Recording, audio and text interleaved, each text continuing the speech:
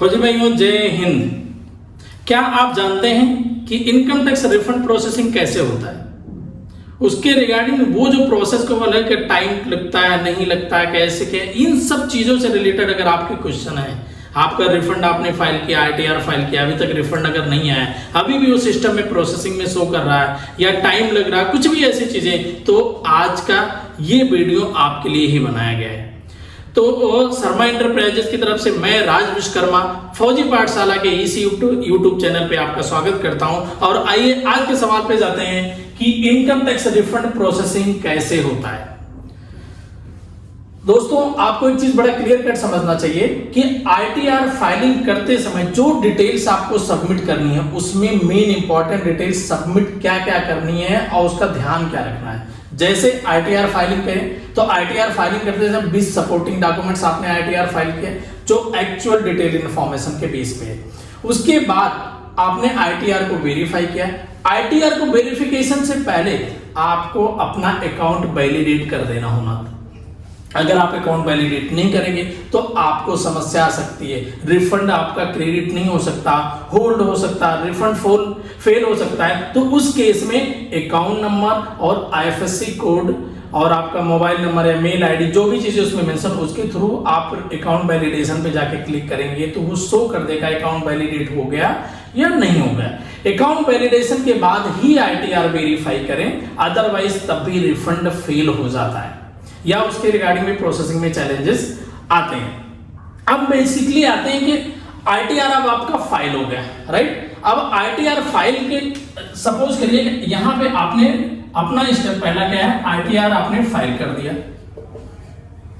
Right. Next आपके पास क्या आता है, आईटीआर को वेरीफाई करना, तो आपने आईटीआर को वेरीफाई कर दिया। नेक्स्ट आपका अकाउंट वैलिडेशन भी आपका है, अकाउंट वैलिडेशन भी आपका हो गया है। अब अकाउंट वैलिडेशन के बाद सारा कंट्रोल इनकम टैक्स डिपार्टमेंट के सीपीसी सेंटर के पास चला जाता है। आपके पास कोई कंट्रोल नहीं है। हाँ, आपको रिवाइज करना है, आपको कुछ और प्रोसेस चीज करनी है, एक रिक्वेस्ट डालनी, वो सब आपके हाथ में, लेकिन प्रोसेसिंग का राइट इनकम टैक्स डिपार्टमेंट के पास चला जाता है। अब इनकम टैक्स डिपार्टमेंट के पास सिर्फ ये नहीं कि डिफेंस वालों के ही आईटीआर आए हैं या एयरफोर्स वालों के ही आईटीआर, उसके पास पूरे ऑल ओवर इंडिया के आईटीआर आते हैं। अब जो भी आईटीआर आप फाइल कर रहे हैं या लोग फाइल कर रहे हैं वो सारे को क्लब करता है। उसमें किसी की रैंक मेंशन नहीं होती, उसमें उसका नाम मेंशन होता है, उसके फादर का नाम मेंशन होता है, उसकी डिटेल्स होती है, तो वो प्रोसेसिंग पैन कार्ड के बेस पे उठाता है। अब प्रोसेसिंग करने के लिए नॉर्मली आपने देखा होगा किसी का आईटीआर फाइल हुआ 1 हफ्ते में क्रेडिट हो गया, किसी का हो सकता महीने भर भी लग गया, या किसी का ऐसा भी है कि अभी भी प्रोसेसिंग में आ रहा है, लॉन्ग टाइम हो गया वेरीफाई किए हुए, लेकिन अभी भी स्टेटस पे। अब उस बंदे को क्या होगा, यार मेरा रिफंड क्यों नहीं है, मेरे दोस्त का तो आ गया, जबकि सेम टाइम में प्रोसेस किया गया। तो दोस्तों ये जरूरी नहीं कि आपका सेम डेट पे सेम टाइम में आईटीआर फाइल किया हुआ भी आपका उसी दोस्त के साथ आ भी सकता है, नहीं भी आ सकता है, क्योंकि डिपार्टमेंट जो प्रोसेस करता है उस पैन कार्ड को बल्क में उठाता है। उसको बोलते हैं बल्क में उठाना, और बल्क में जब उठाता है उस पैन कार्ड को तो बैचेस वाइज होते हैं, और बैचेस वाइज के रिस्क पैरामीटर चेक करता है कि जो आईटीआर फाइल किया गया है उसमें क्या जस्टिफाइड है कि नहीं है। अब किसी की इनकम कुछ है, किसी ने कुछ दिखाया है, या किसी का हो सकता है लाख रुपए के रिफंड हो, किसी का 50,000 रुपए के रिफंड हो, दोनों ने आईटीआर फाइल किया, सेम प्रोसेस से फाइल किया, लेकिन किसी में रिस्क फैक्टर उसको ज्यादा नजर आ रहा हो, किसी में रिस्क फैक्टर कम नजर आ रहा हो, तो उस केस में जिसमें रिस्क फैक्टर ना के बराबर नजर आएगा उसका प्रोसेस हो जाएगा, चाहे उसका लाख रुपए का टैक्स रिफंड बनाओ। लेकिन जिसका 50,000 का हो सकता है उसकी प्रोसेसिंग ना हो, लेट प्रोसेसिंग हो, तो इसमें पेन लेने वाली, टेंशन लेने वाली कोई बात नहीं होती है। बहुत सारे दोस्तों को चैलेंजेस आ रहे हैं, हमारे पास बहुत सारे लोगों की रिक्वेस्ट आती है, कॉल्स आता है, उनको ये लगता है कहीं मेरा आईटीआर तो गलत नहीं फाइल हुआ, कहीं इन सारी चीजों पे पैरामीटर को चेक नहीं किया गया। तो दोस्तों ये चीजें जरूरी है ध्यान रखना। प्रोसेसिंग का एक्चुअल में अगर बात करें तो डिपार्टमेंट कोई फिक्स डेट नहीं देता कि आपका रिफंड प्रोसेस हो गया। जब भी आप उससे कॉल करके कंफर्मेशन लेंगे तो यही बोलेगा आपका रिटर्न प्रोसेसिंग में है, या आपके रिटर्न की जो करंट स्टेज है वो बता देगा। आपको ये नहीं कहेगा कि आपका रिफंड 2 दिन में ही क्रेडिट हो जाएगा। हो भी सकता है, इंटीमेशन ऑर्डर आया है उसके 2 दिन बाद आपकी पेमेंट भी हो सकती है, ऐसे भी रीजन हो सकते हैं। तो आपको बड़ा क्लियर कट समझना है कि रिटर्न की जो प्रोसेसिंग कंट्रोल है वो सिर्फ इनकम टैक्स डिपार्टमेंट के पास है। आपके पास सिर्फ कंप्लेन करने का, आपके ग्रीवेंसेस में रिक्वेस्ट डालने का सिर्फ आपके पास वही राइट्स रह जाता, वही है आपके पास। हाँ, अब ये सवाल आता है फिर हम आईटीआर पहले क्यों फाइल करें? बहुत सारे लोगों को चले, क्योंकि 26 अप्रैल से आईटीआर फाइलिंग शुरू हो गई थी। हमारे पास बहुत सारे लोगों की रिक्वेस्ट आई है, फाइलिंग भी हुई है, प्रोसेस हुए, बहुत सारे लोगों को उसमें से रिफंड भी क्रेडिट हो गए, बहुत सारे लोगों को रिफंड अभी नहीं हुए क्रेडिट। बेनिफिट्स क्या है आपको पहले आईटी फाइल करने का?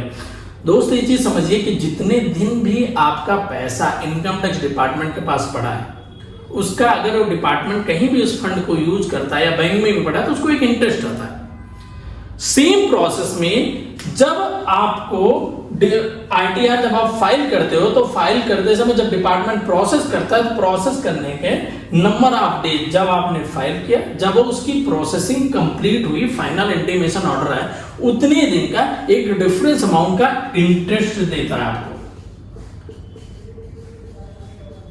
अब ये इंटरेस्ट क्या है आपका बेनिफिट? सपोज करिए कि आपकी 26 जुलाई से आईटीआर फाइलिंग शुरू हो गई, आप 26 जुलाई को आप नहीं फाइल करके आप उसमें आप 26 अप्रैल को आईटीआर फाइलिंग शुरू हो गई, 26 अप्रैल को आपने नहीं फाइल करके आप सपोज करिए कि 15 जुलाई को आपने आईटीआर फाइल कर दिया, राइट? अब आप सोचिए कि जो जिसने 26 जुलाई को फाइल किया, किसी ने 15 जुलाई, हो सकता है 15 जुलाई को फाइल करने के वाले का रिफंड आपको 30 जुलाई से पहले आ गया, मे बी हो भी सकता है, हो सकता नहीं भी है, या हो सकता है 26 जुलाई वाले और 26 अप्रैल को जिसने फाइल किया उसका भी रिफंड आपके साथ आ गया, दोनों का सेम अमाउंट का रिफंड का क्लेम किया गया है, तो दोनों का जो इंटरेस्ट डिपार्टमेंट देगा सेम नहीं हो सकता। क्यों? क्योंकि आपको जिसने 26 जुलाई को रिफंड क्रेडिट हुआ उसने 15 जुलाई को अगर फाइल हुआ तो उसको इंटरेस्ट कितने दिन का मिला? 10 डेज का, 10 दिन का। लेकिन जिसने 26 अप्रैल को फाइल किया तो उसके पास कितने दिन का मिला? टिल 26 जुलाई तक अगर जाएं तो लगभग उसको 3 महीने का हो गया टाइम। तो 3 महीने का इंटरेस्ट मतलब 90 डेज का इंटरेस्ट डिपार्टमेंट है जो आपका बेनिफिट है। दैट्स व्हाई आईटीआर अगर टाइमली आप फाइल करते हैं तो आपका ही बेनिफिट, उसमें कोई लॉस नहीं है। लेकिन रिफंड प्रोसेसिंग का टाइम का कंट्रोल अगेन आईटी डिपार्टमेंट के पास आता है। अब इसमें कुछ चीज बातें मैं और आपको बताना चाहता हूं। सम टाइम ऐसा भी हुआ होगा आपको इंटीमेशन ऑर्डर आया लेकिन रिफंड क्रेडिट नहीं हुआ, कई बार ऐसा हुआ, बहुत सारे।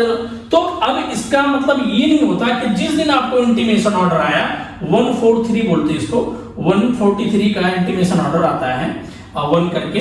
अब ये इंटीमेशन ऑर्डर आया तो हो सकता है सेम डे आपको रिफंड क्रेडिट हो सकता है, लेकिन कुछ लोगों को सेम डे रिफंड क्रेडिट नहीं होता। अब उसका क्या रीजन हो सकता है?